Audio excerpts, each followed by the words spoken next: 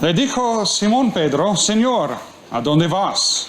Jesús le respondió: a donde yo voy no me puedes seguir ahora, mas me seguirás después. Le dijo Pedro: Señor, ¿por qué no te puedo seguir ahora? Mi vida pondré por ti. Jesús le respondió: ¿tu vida pondrás por mí? De cierto te digo, no cantará el gallo sin que me hayas negado 3 veces. No se turbe vuestro corazón. Creéis en Dios, creed también en mí. En la casa de mi Padre muchas moradas hay. Si así no fuera, yo os lo hubiera dicho. Voy, pues, a preparar lugar para vosotros. Y si me fuere y os prepare lugar, vendré otra vez y os tomaré a mí mismo, para que donde yo estoy, vosotros también estáis. Y sabéis a dónde voy y sabéis el camino. Le dijo Tomás: Señor, no sabemos a dónde vas, ¿cómo pues podemos saber el camino? Jesús le dijo: yo soy el camino, la verdad y la vida. Nadie viene al Padre sino por mí. Si me conocieses, también a mi Padre conoceráis. Y desde ahora le conocéis y lo habéis visto. Felipe le dijo: Señor, muéstranos el Padre y nos basta. Jesús le dijo: ¿tanto tiempo hace que estoy con vosotros y no me has conocido, Felipe? El que me ha visto a mí, ha visto al Padre. ¿Cómo pues dices tú, muéstranos el Padre? ¿No crees que yo soy en el Padre y el Padre en mí? Las palabras que yo os hablo, no las hablo por mi propia cuenta, sino que el Padre que mora en mí, Él hace las obras. Creedme que yo soy en el Padre y el Padre en mí. De otra manera, creedme por las mismas obras. De cierto os digo, el que en mí cree, las obras que yo hago, Él las hará también. Y aún mayores hará, porque yo voy al Padre. Y todo lo que pidierais al Padre en mi nombre, lo haré, para que el Padre sea glorificado en el Hijo. Si algo pidierais en mi nombre, yo lo haré. Hasta aquí la palabra del Señor.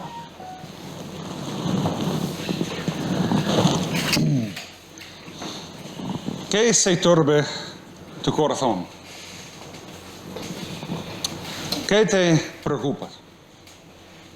Tal vez la economía.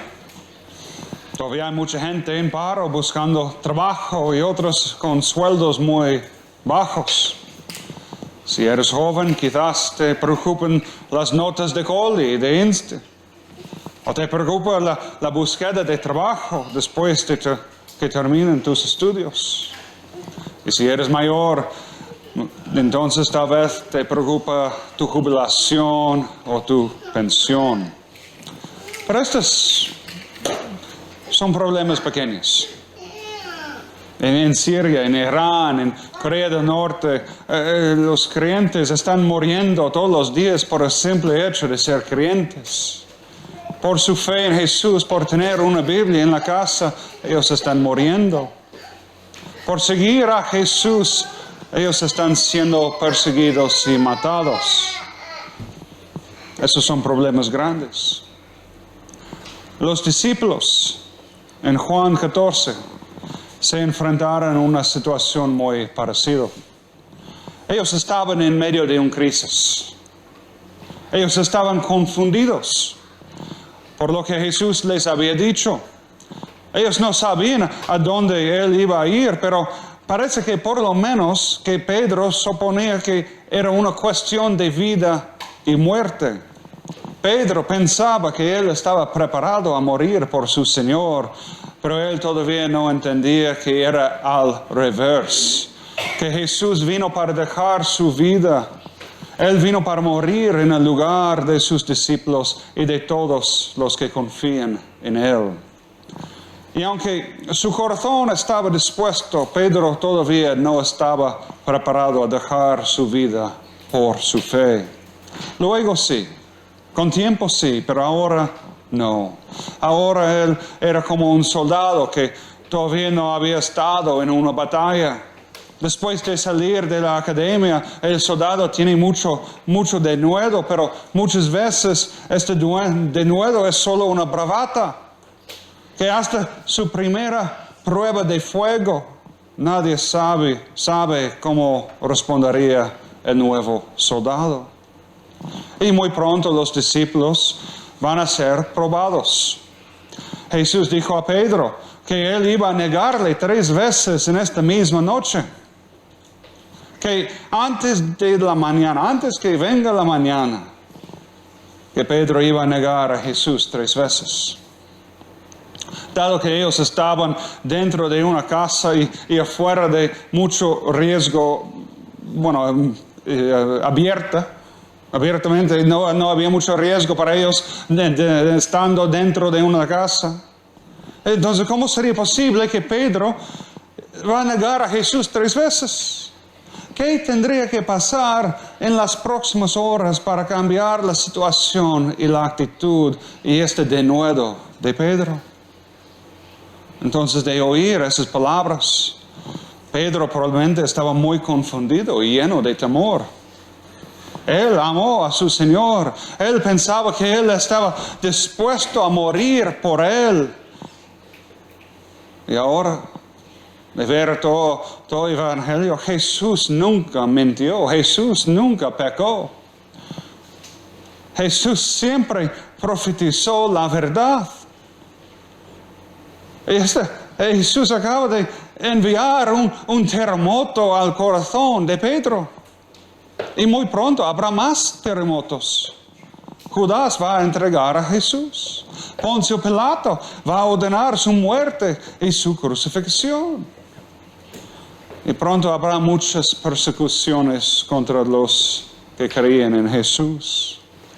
Pronto todos los apóstoles, salvo a Juan, todos van a morir por su relación y fe en Jesús. Pero Jesús no quiso dejarlos con corazones turbados. Versículo 1. No se turbe vuestro corazón. Creáis en Dios, creed también en mí. Él está diciendo a los discípulos y a nosotros también que no nos preocupemos. Que incluso cuando vengan tiempos difíciles, que seguramente vendrán, nosotros no debemos desanimarnos. No debemos perder la fe. Y esa lección es mucho más clara cuando nosotros olvidamos de las divisiones de los capítulos. Aunque ya estamos en un nuevo capítulo, el contexto es los versículos anteriores. Jesús acaba de turbar los corazones de sus discípulos por decirles que Él iba a ir. Que en este contexto significaba ir a su muerte. Él acaba de decir a Pedro que Él iba a negarle 3 veces en esta misma noche. Hace tal vez en la misma, 1 hora, tal vez 15 minutos. Jesús también dijo que uno de los discípulos iba a entregarle. Ellos estaban turbados de corazón. Y por eso sus palabras, no se turbe vuestro corazón. Y inmediatamente después Él nos muestra cómo nosotros podemos tener corazones firmes. Nos muestra cómo nosotros podemos tener paz en tiempos difíciles. Jesús dijo, creáis en Dios, creed también en mí. Cuando vemos estas palabras, es posible leerlas e interpretarlas en 2 maneras diferentes. En el griego, la primera, creer, creáis, puede ser indicativo o imperativo. Por lo tanto, si sea indicativo, entonces, como leemos en la Reina Valera, creáis en Dios, creed también en mí. Pero mirando el contexto, yo no creo que esa es la mejor traducción. Yo digo porque si los discípulos hubieran estado confiando plenamente en Dios, entonces no se hubieran preocupado sus corazones. Confianza en Dios produce una paz divina en el corazón de la persona. Por ejemplo, si tú estás en Siria y alguien te pone una pistola a la cabeza y te ordena, conviértete a Islam o muere. Los que faltan la fe negarán al Señor en un instante. Pero en cambio, los que confían plenamente en Dios, ellos saben que si ellos perderían su vida, que en el mismo momento ellos van al cielo, van a estar en la gloriosa presencia de su Señor para siempre. Entonces, la otra manera en la que nosotros podemos leer el texto, este versículo, es con dos imperativos. Creed en Dios, creed también en mí. Esa es la manera en que la Biblia de las Américas traduce este texto. Creed en Dios, creed también en mí. Cristo les exhorta, les anima a sus discípulos a poner toda su fe en Dios y en sí mismo, en Jesús. Que ellos tienen que poner su fe completamente en Dios el Padre y en Dios el Hijo. Poner su fe en Jesucristo. Para tener la paz en tiempos difíciles, ellos tenían que confiar en Dios y en Jesucristo. ¿Quién es nuestro Dios? Jesús está diciendo aquí que Él es Dios y que Él es digno de confiar. Lo mismo para nosotros hoy en día. Si se turbe tu corazón, si tú estás preocupado por las cosas o problemas diarios, escuchad la palabra de Dios, escuchad las palabras de Jesús, mirad a Jesús, creed en Él, no se turbe vuestro corazón, creed en Dios, creed en Jesucristo, creed en mí. ¿Y por qué debemos entonces creer y confiar en Jesús? Debemos confiar en Él porque Él es Dios. Él es nuestro Salvador. Nosotros debemos confiar en Él porque sus palabras son verdaderas. Versículo 2. En la casa de mi Padre muchas moradas hay. Si así no fuera, yo os lo hubiera dicho. Voy pues a preparar lugar para vosotros. Sí, es verdad que Jesús va a dejar a sus discípulos, pero Él no los abandonará. Los va a dejar porque Él estaba cuidando de ellos, estaba cuidando de nosotros. Ayer había una gran tormenta. Y cuando hay tormentas muy grandes, los niños pequeños siempre corren al lado de sus padres. Ellos quieren dormir en sus camas. Ellos lo hacen porque se sienten más seguros ahí. No quieren estar solitos. Y cuando somos mayores, cuando los jóvenes son mayores y algo malo pasa en la universidad, ¿a dónde corren? Ellos corren a casa. Ellos corren a la seguridad de la casa y de los brazos amorosos de sus padres. Y cuando tenemos hijos como padres, cuando nuestros hijos nos llaman lastimados, ¿cómo responderíamos? Los diríamos, bueno, la vida es difícil, entonces tú tienes que aguantar. No, los buenos padres no responden así. Los buenos padres preparan una habitación para su hijo. Preparan un café y una tarta. Y nuestro Dios es igual. Nuestro Padre Celestial es igual. Es nuestro Padre Celestial por la fe en Jesús. Entonces Jesús no fue corriendo a casa con el fin de escaparse de las cosas que vendrían.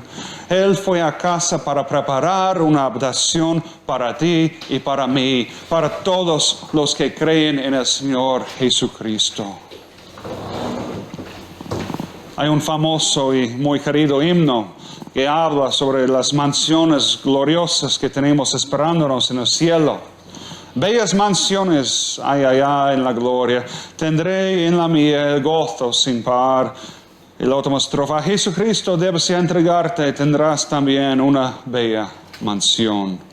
Es un himno muy bonito y lo siento mucho si es uno de tus himnos favoritos, pero desafortunadamente, a pesar de que es un himno hermoso, con muchas palabras verdaderas, este himno también está basado en una mala traducción de Juan 14:2. La vieja traducción latina, la Vulgata, tradujo la palabra moradas como mansiones. Y este error ha llevado a un falso entendimiento sobre el cielo en ciertas partes de la iglesia. Algunas personas afirman que cada creyente recibirá su propia mansión cuando llegue al cielo. Y muchos también añaden que los creyentes que sean más santos o los que hacen más buenas obras o más buenas cosas, los más ricos o lo que sea, que ellos van a recibir una mayor y mejor mansión. Como si hay varios mejores en el cielo. Pero eso no es lo que dice, eso no es lo que dice este versículo. Aquí la casa de mi Padre es el cielo. Cielo es la casa de nuestro Padre Celestial. Y dentro de esta casa hay muchas moradas. Muchas habitaciones. El cielo es una bella mansión en sí mismo. Y dentro de la casa de nuestro Padre hay muchas habitaciones. El enfoque no está en la belleza individual de cada habitación, aunque van a ser muy hermosas y llenas de alegría, sino más bien la atención se centra en el hecho de que hay muchas habitaciones. No hay muchas mansiones, sino hay muchas habitaciones. Hay habitaciones, hay moradas suficientes para cada creyente de toda tribu y nación. Los testigos de Jehová enseñan que solo 144,000 personas entrarán en el cielo, que solo los mejores van a entrar a la parte más central. Como si Dios fuera limitado en el tamaño y el alcance de su cielo. No, en la casa de nuestro Padre hay muchas habitaciones. Hay espacio para todos los que creen en el Señor Jesucristo, todos pasados, presentes y futuros. Nunca habrá un cartel de no vacante, como si el cielo fuera un hotel que acaba de vender la última habitación. No, nunca habrá un cartel, no hay plaza en la puerta del cielo. Tampoco tendremos que pagar o comprar la entrada con buenas obras o el dinero. No. Jesús dice, yo soy el camino, la verdad y la vida. Nadie viene al Padre sino por mí. Jesús es nuestra entrada al cielo. No hay otro camino.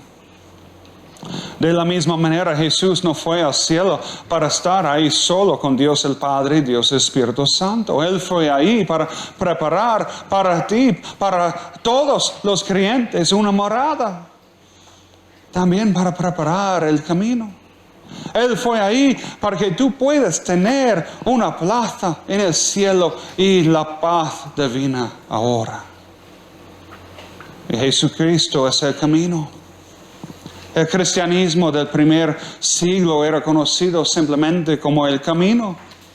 Hechos 9, 1 y 2 dice Saulo, respirando aún amenazas y muerte contra los discípulos del Señor, vino al sumo sacerdote y le pidió cartas para las sinagogas de Damasco, a fin de que si hallase algunos hombres o mujeres de este camino, los trajese presos a Jerusalén.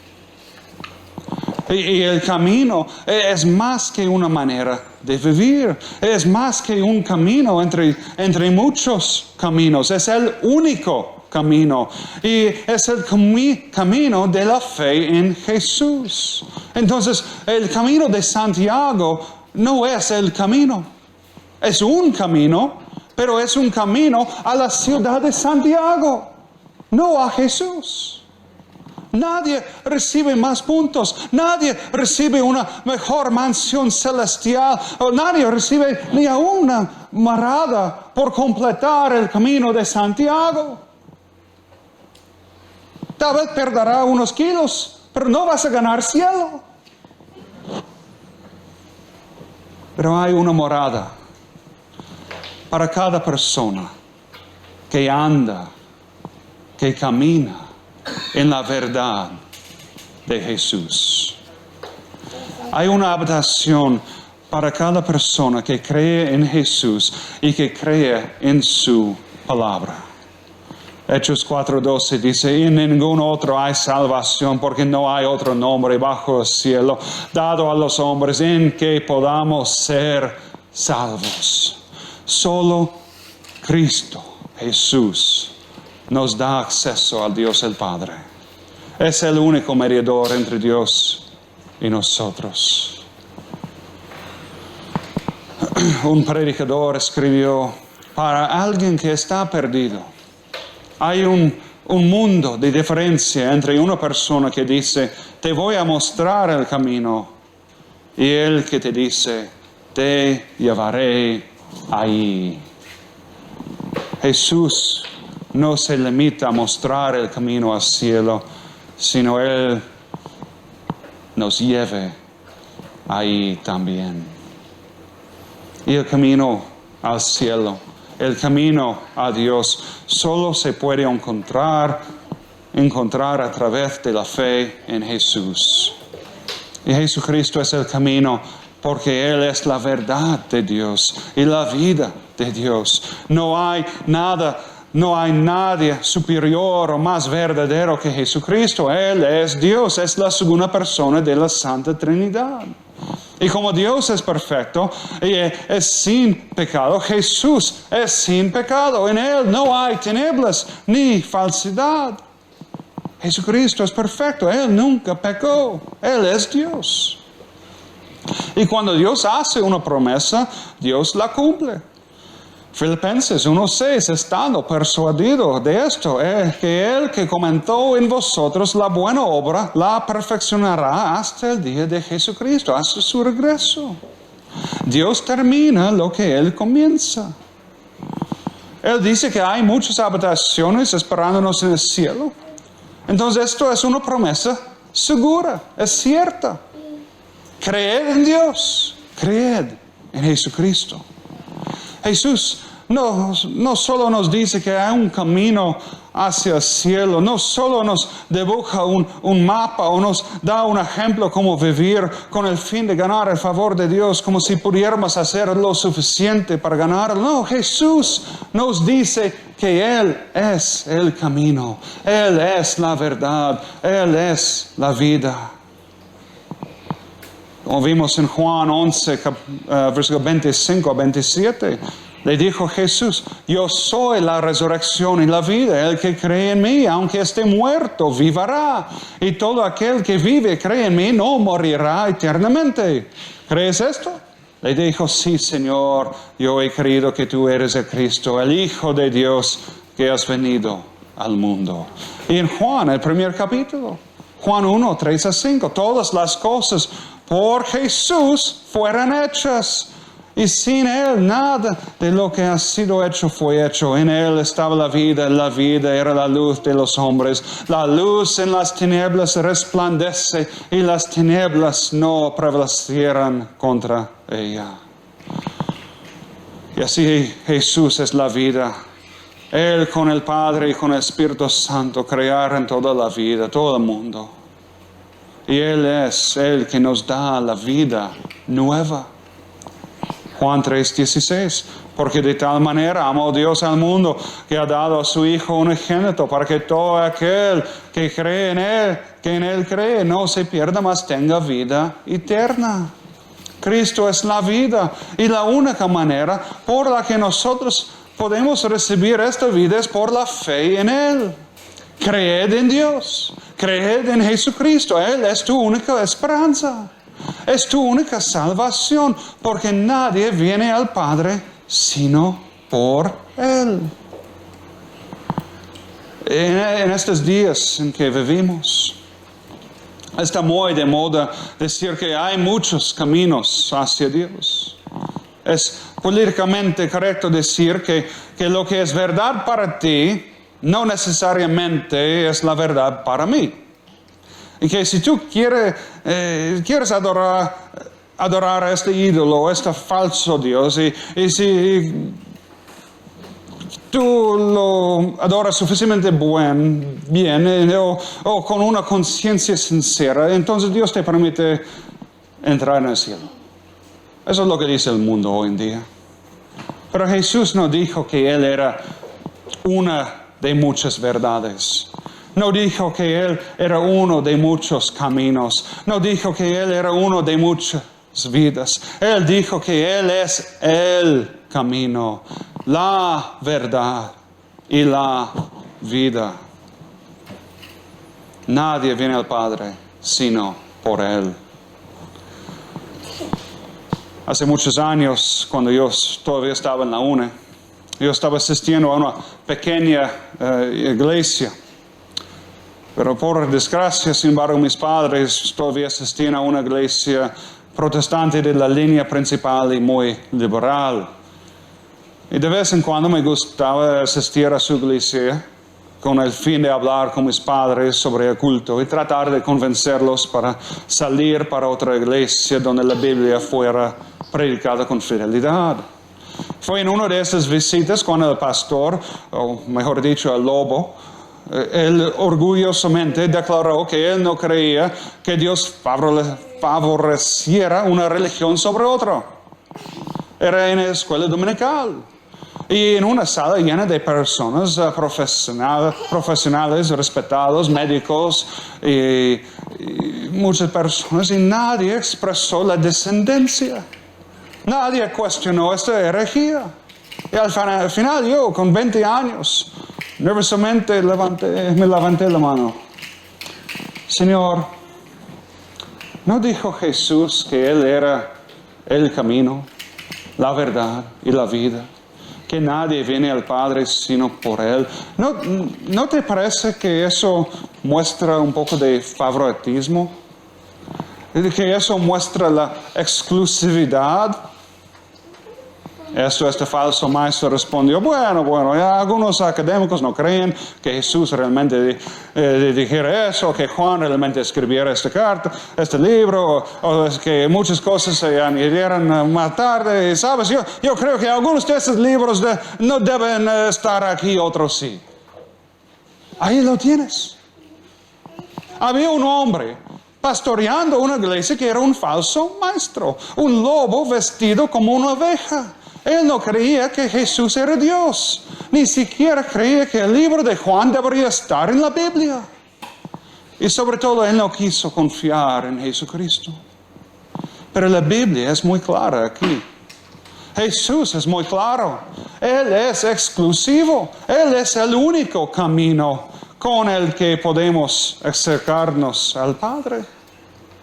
Es la única manera con la que podemos obtener la vida eterna. La fe cristiana es exclusiva. Está en contra de todas las religiones del mundo que prometen otros caminos, otras maneras para ser salvo. Y Dios es exclusivo. Él exige nuestra adoración exclusivamente hacia Él. El segundo mandamiento dice, no tendrás dioses ajenos delante de mí, no te harás imagen. Dios es el único Dios. Él es el creador del cielo y de la tierra. Él es el que da la vida y la vida eterna. Él es el único Dios para adorar. Él es nuestro Dios. Y Él nos dijo en su palabra cómo Él quiere ser adorado. Y Él quiere ser adorado en espíritu y en verdad. Él no permite ídolos o imágenes. Y le adoramos para darle gloria y honor. Nosotros adoramos a Dios el Padre, a Dios el Hijo y Dios el Espíritu Santo. Adoramos la Santa Trinidad, un solo Dios en tres personas, iguales en poder y gloria, pero un solo Dios. En los versículos 10 y 11, ¿no crees que yo soy en el Padre y el Padre en mí? Las palabras que yo os hablo, no las hablo por mi propia cuenta, sino que el Padre que mora en mí, Él hace las obras. Creedme que yo soy en el Padre y el Padre en mí. De otra manera, creedme por las mismas obras. En versículo 26 dice que el Padre va a enviar el Espíritu Santo en el nombre de Jesucristo. Aquí en este capítulo tenemos y vemos las tres personas de la Trinidad. Un solo Dios, pero en tres personas, iguales en poder y gloria. Tres personas que tienen roles diferentes. Y vemos aquí también que la gloriosa presencia de Dios en el cielo es mucho mayor que la que puede ver en la tierra. En la encarnación Jesús se humilló a sí mismo.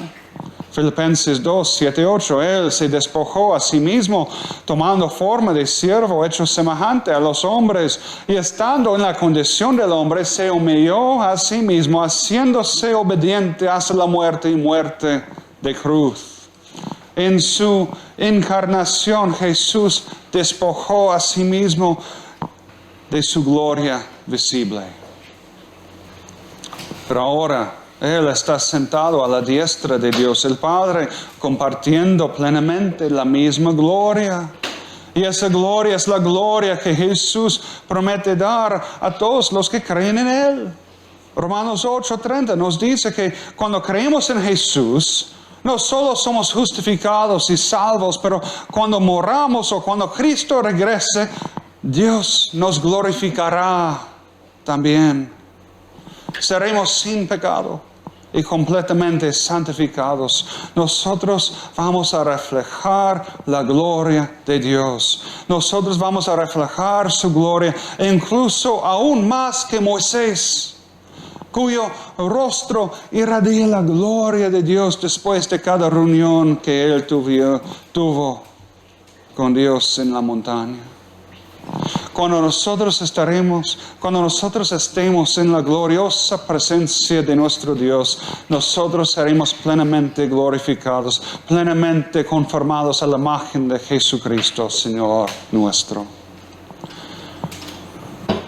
Y una parte de nuestra santificación, parte de este proceso de ser conformados a la imagen de Jesús, es tener este deseo de dar gloria a Dios. Versículos 13 a 15. Y todo lo que pidieras al Padre en mi nombre lo haré, para que el Padre sea glorificado en el Hijo. Si algo pidierais en mi nombre, yo lo haré. Si me amáis, guardad mis mandamientos. Algunas personas abusan estos versículos para decir que todo lo que pides a Dios, Él te lo dará sí o sí. Ellos afirman que Dios quiere que tú tengas salud, riqueza y prosperidad. Y ellos usan este versículo y otros para defender su falsa enseñanza, para defender sus mentiras. La oración de Jonas Joplin no funciona. Dios nunca te compraría un Mercedes-Benz. Dios nunca compró la Mercedes-Benz para Joplin. ¿Por qué? Porque, primero, Dios no usa dinero. Con una sola palabra, Dios puede hacer y crear un Mercedes-Benz de nada. Pero, ¿por qué entonces Dios no nos da todo lo que nosotros le pedimos? ¿No enseña en versículos 13 y 14 que Jesús va a darnos todo lo que le pedimos? Sí y no. Eso no es la enseñanza aquí. La clave para entender estos versículos son las palabras, versículo 13. Lo haré para que el Padre sea glorificado en el Hijo. A veces Dios no contesta nuestras oraciones o las contesta con un no, Porque nosotros estamos pidiéndole por cosas que dan gloria a nosotros en vez de dar gloria a Dios. Le pedimos por cosas que no están de acuerdo con su santa voluntad. Hacer o comprar o dar un Mercedes-Benz a Joplin no daría gloria a Dios, daría gloria a Joplin. Su petición no vino de un corazón totalmente sometido a la voluntad de Dios, vino de su orgullo. Ella quiso ser como sus amigos ricos. Ella no estaba pensando en Dios o en su gloria. Pero fíjate cómo Jesús oró en el jardín. Justo antes de su crucifixión, Jesús oró: Abba, Padre, todas las cosas son posibles para ti. Aparte de mí esta copa, mas no lo quiero yo, sino lo que tú. Como el pastor Warren Wiersbe escribió, esto no es una fórmula mágica que automáticamente significa o garantiza que Dios responderá a nuestras peticiones de oración. Para pedirle por cualquier cosa al Padre en el nombre de Jesús significa que le pedimos lo que Jesús le pediría, lo que le agradaría y lo que le daría gloria mediante la profundización de su obra. Si Dios te daría dinero o un coche de lujo, tú recibirías la gloria, a Él no. Esas cosas no dan gloria a Dios. Pero la salvación de nuestros amigos sí le daría la gloria. Nuestra santificación, el crecimiento de nuestra fe, nuestra sabiduría de la palabra de Dios, esas cosas dan gloria a Dios. Pero, ¿qué pasa entonces cuando nosotros oramos por un amigo enfermo y él tristemente muere? Bueno, eso no significa que nosotros hemos orado mal o incorrecto o sin fe. Tampoco significa que hemos orado por algo que no iba a dar gloria a Dios. Sin embargo, por no ver la oración contestada en la manera en que nosotros le habíamos pedido, eso significa que hemos orado por algo que no estaba conformado a la voluntad de Dios. Eso no quiere de ninguna manera que debemos dejar de orar, no. Pero significa que al igual que Jesús en el jardín, nosotros tenemos que someternos a la perfecta voluntad de Dios y a su palabra. Y a veces Dios contesta nuestras oraciones con un no, otras veces con esperar, y otras veces con el sí.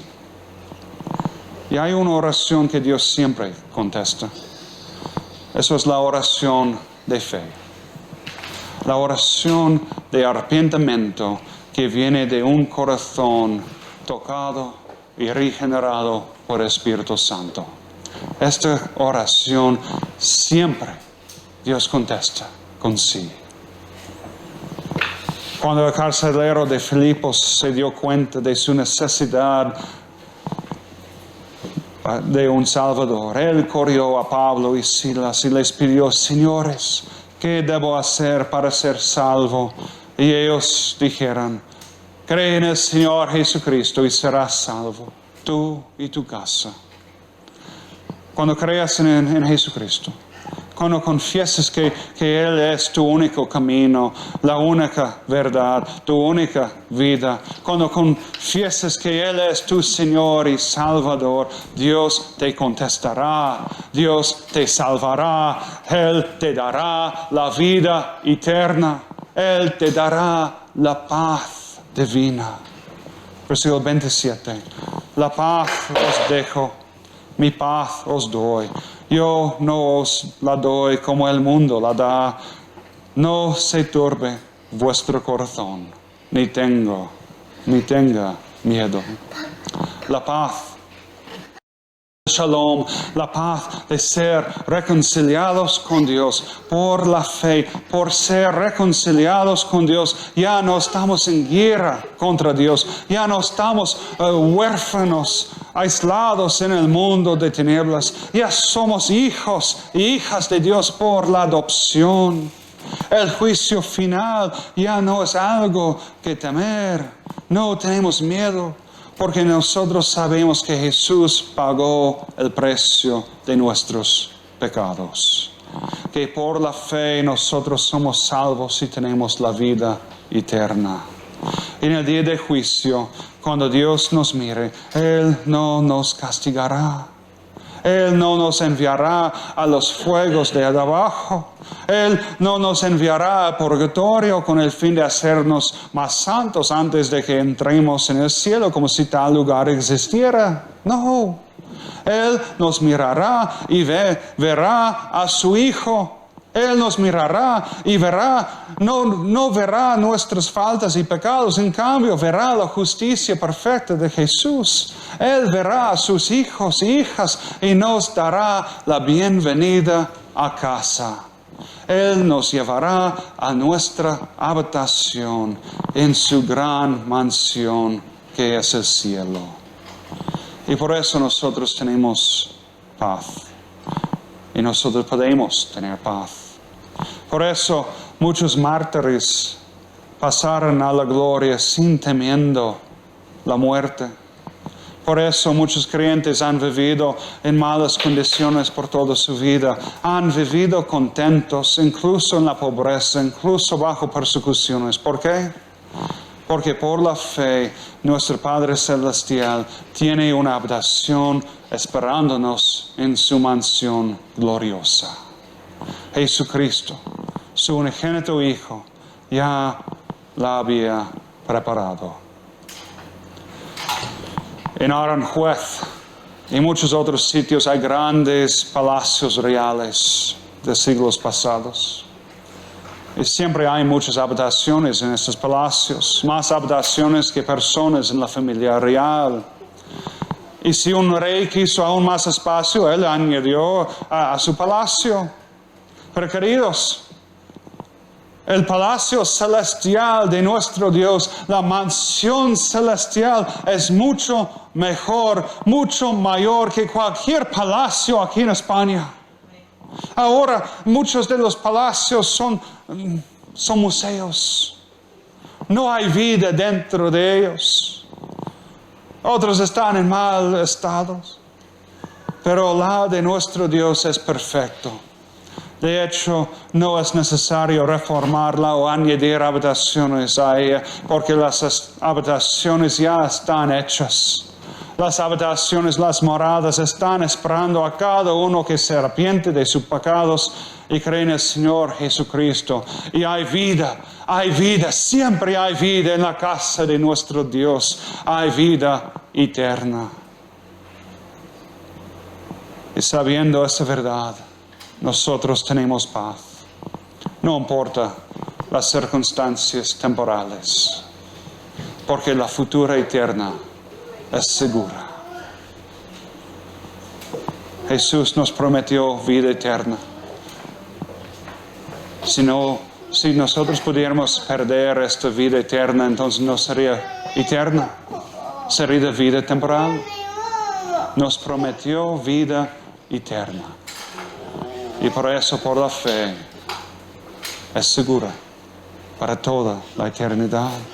No importa las circunstancias temporales. ¿Tienes tú esa esperanza? ¿Has experimentado esta paz? ¿O sigue preocupado y turbado tu corazón? Si sigue turbado, entonces, querido, llamad a Dios. Creed en Dios. Creed en Jesucristo. Esa es una oración que Dios siempre contesta. Porque es una oración que siempre da gloria a Dios. Señor y Padre, damos muchas gracias que Jesús es el único camino, es nuestro camino, es la verdad. y es la vida. Y que por su gran sacrificio nos garantizó la vida eterna para todos los que creen en Él. Ayúdanos a creer más y más en ti y en tu palabra, en Jesucristo. Y ayúdanos a proclamar esta gloriosa palabra y mensaje a nuestro prójimo. Señor, ayúdanos a glorificarte mientras que nosotros esperamos el regreso de Jesús o nuestra venida a casa. Señor, gracias que tu palabra es perfecta y que podemos confiar en ella. En el nombre de Jesús. Amén.